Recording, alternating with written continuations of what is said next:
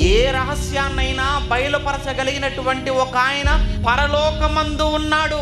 ఆయన చెబితేనే నేను చెప్పగలనయ్యా, నేను నిమిత్త పాత్రున్నయ్యా.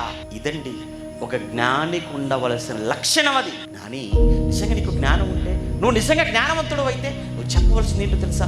దేవుని గొప్పతనం. నీ మాట, నీ పాట, నీ బ్రతుకు అంతా ఆయన గొప్ప చేసేదిగా ఉండాలి. ఆయన గొప్పతనాన్ని సమాజానికి చూపించేదిగా ఉండాలి. కానీ ఈరోజు అలా ఎక్కడుంది చెప్పండి? ఏమంటే ఈరోజు వారి గొప్పతనం, వారి కుటుంబ గొప్పతనం, వారి సంస్థల గొప్పతనం, ఇవి గొప్పతనాలుగా కనపడాలనుకుంటున్నారు ప్రపంచానికి, సమాజానికి. దేవుణ్ణి గొప్ప చేయాలి అనుకునే మనసు కలిగిన మహారాజులు ఎక్కడండి మనకు కనపడతారు?